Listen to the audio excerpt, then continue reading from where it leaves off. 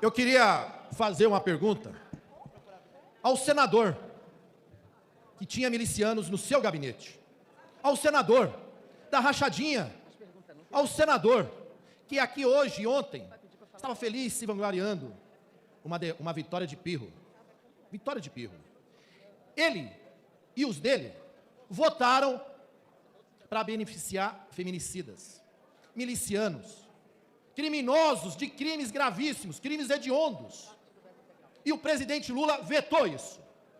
O movimento deles é pela derrubada desse veto, beneficiando os golpistas, o pai dele, tal pai, tal filho, e também votaram justamente para que essas pessoas tivessem benefícios. Eu pergunto aos colegas deputados e deputadas, que tem sua companheira, sua mãe, filhas, a você que está nos acompanhando, eu que tenho uma filha pequena, tenho minha companheira, nós sabemos dos grandes casos horrorosos que nós estamos vendo na sociedade brasileira de feminicídio, uma violência bruta. Você concordaria com uma pessoa que votou para beneficiar esse tipo de gente? Que aprovou essa lei com esse propósito? O presidente Lula, pensando em você e na segurança, na ordem jurídica e o respeito constitucional, vetou isso daí.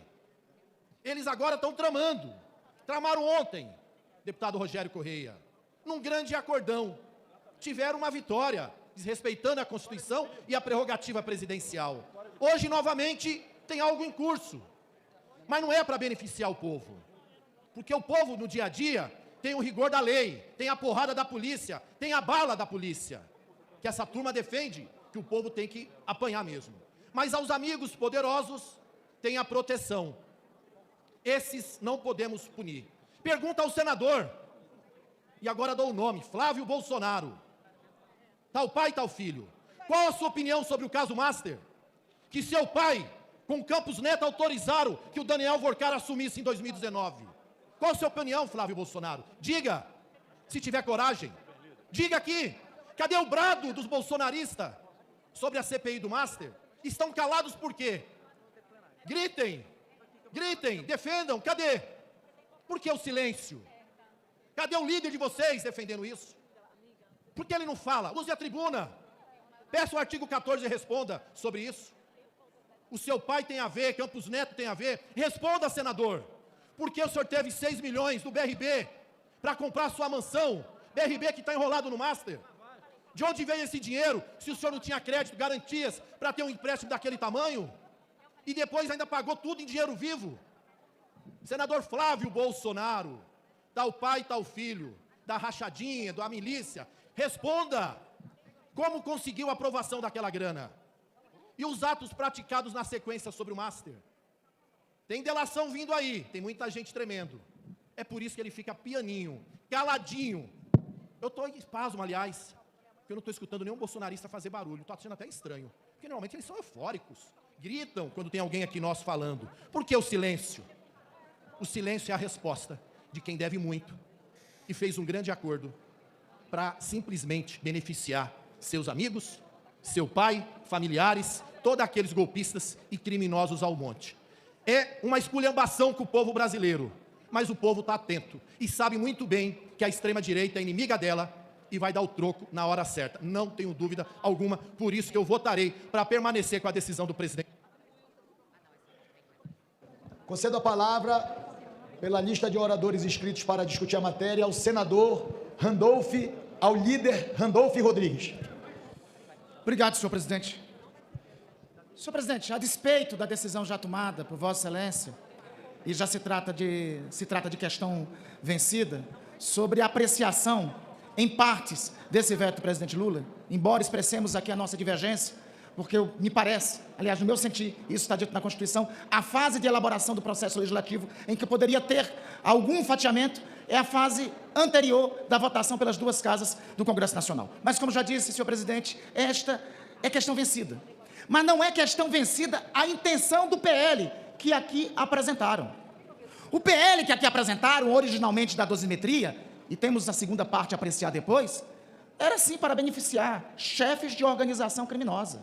Era para beneficiar feminicidas. Esse PL não foi elaborado por nenhum parlamentar do campo de cá. Esse PL foi elaborado por aí.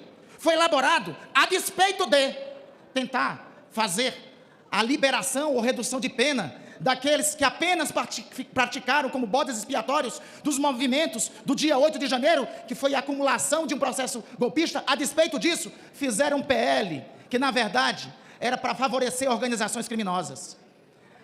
Quem apresentou para este Congresso Nacional PL antifacção foi o governo do presidente Lula.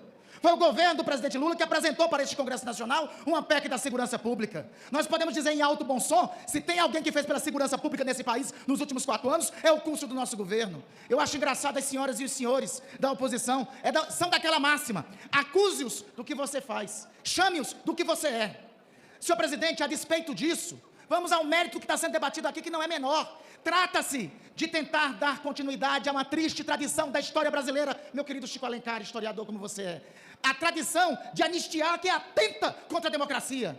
Essa tradição poderia recuperá-la desde a proclamação da República, mas quero ficar só nos exemplos recentes. Vou a 1956, revolta de Jacareacanga, no governo de Juscelino Kubitschek.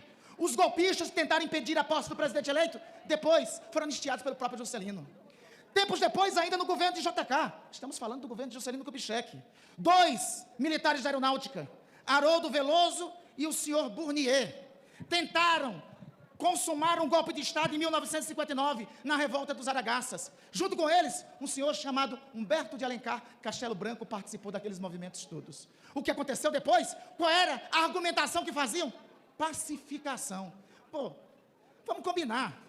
Nem criativos vocês são, porque para situações distintas o argumento é o mesmo. Contra a escala 6x1, dizia o seguinte: vai quebrar a economia nacional. Aliás, esse argumento era do Senado do Império, em 1888, por parte dos senadores escravistas. Não vamos abolir a escravidão, porque vai quebrar a economia nacional. Não vamos dar o 13º aos trabalhadores. Não vamos dar licença paternidade. Tudo isso porque poderia quebrar a economia. Aí, para isentar, anistiar, reduzir pena de golpista, é o mesmo: pacificação. Pois bem, a pacificação veio. Foi anistiado o Bournier. Em 64, Castelo Branco, que tentou golpe anteriormente, se tornou presidente golpista, implementando o golpe de Estado de então. E o Bournier? O Bournier foi chefiar os quartéis da tortura da ditadura. Sabem, Rubens Paiva? Ele foi o responsável.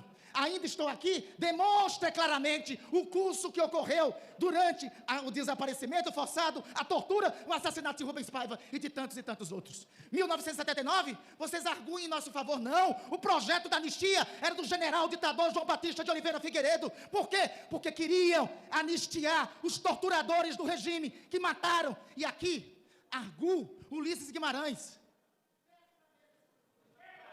Desta mesa aqui, Ulisses Guimarães, promulgando a Constituição, disse em alto e bom som: a Constituição até não é perfeita, mas é luz de lamparina na noite dos desesperados. Contra ela, divergir sim, discordar sim, descumpri-la jamais. Traidor da Constituição é traidor da pátria. Conhecemos o caminho maldito, mandar os patriotas para a cadeia, para o exílio e...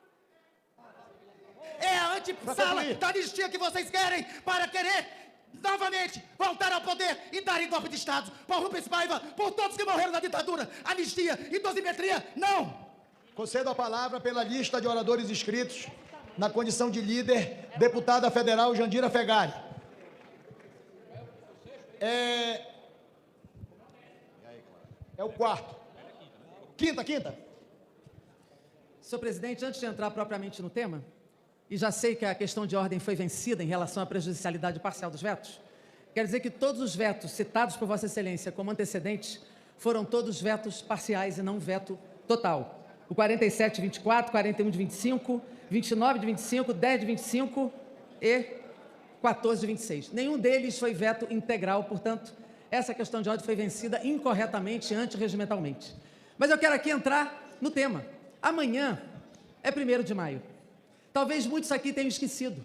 Amanhã é dia de manifestação popular nesse país, um levante de mulheres e homens que trabalham e produzem nesse país e que vão ter agora, na sua pauta, que deveria ser uma agenda própria do mundo do trabalho, o Congresso, lamentavelmente, entrou na pauta do 1º de maio. Já circula a hashtag, que eu mesma nunca usei, do Congresso Inimigo do Povo, está no top trend do Twitter. Por quê? Porque a resposta que esse Congresso tem dado a questões fundamentais tem sido contra a democracia e contra o nosso povo. Ora, crime contra a democracia não é um crime menor. Não é um crime menor. A democracia é o guarda-chuva da liberdade de expressão, liberdade de organização, direito de ir e vir, liberdade de cátedra, de ensino, de expressão e de criatividade. Nós não estamos aqui brincando quando se penaliza e se criminaliza o comandante da tentativa de um golpe de Estado, como o senhor Jair Bolsonaro. Ele é o líder maior, e aqui não vale mais o debate se era tentativa de golpe ou não. Isso já está definido na sua própria condenação dele e pela primeira vez de militares de alta patente nesse país, que torturaram, mataram, assassinaram, sequestraram, endividaram, corromperam nesse país e que, de novo, tentaram o golpe, não só eles, mas também os seus filhotes. Qual é a mensagem que essa votação hoje, se derrubar o veto, pode dar?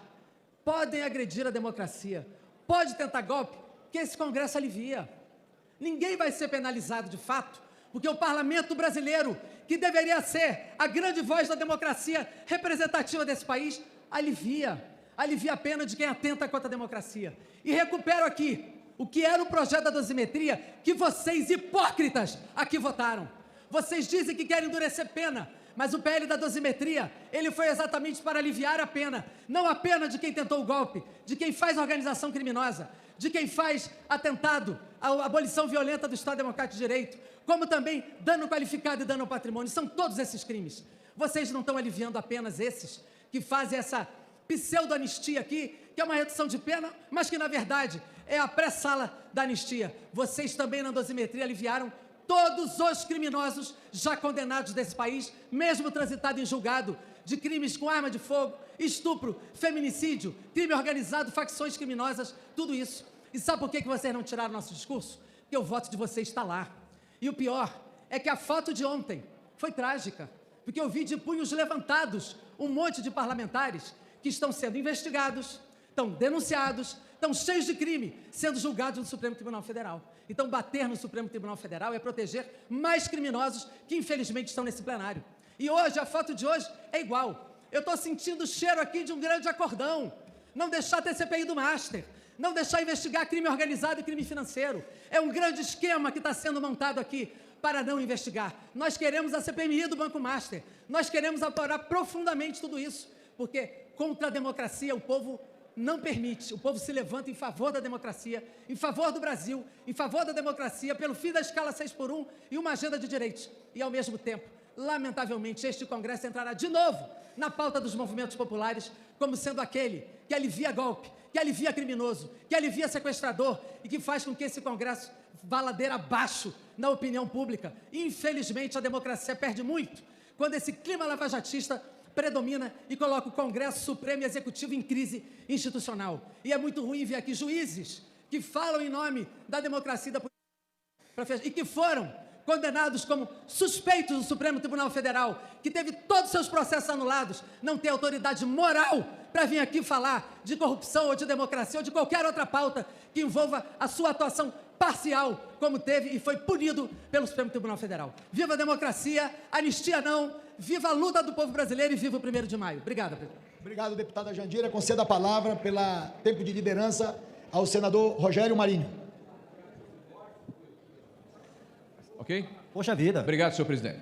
Eu peço apenas que restitua aí mais um minuto, que eu já perdi no tempo aqui. Mas dizer a vossas excelências que nós estamos hoje diante da história e para fazermos história.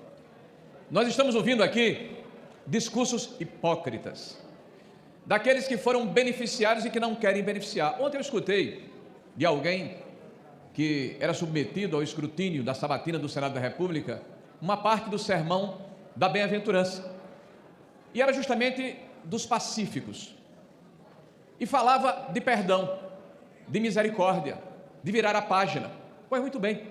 O que nós assistimos aqui é o discurso do ódio, do rancor, do ressentimento, daqueles que não conseguem deixar de conviver com a própria amargura de serem o que são.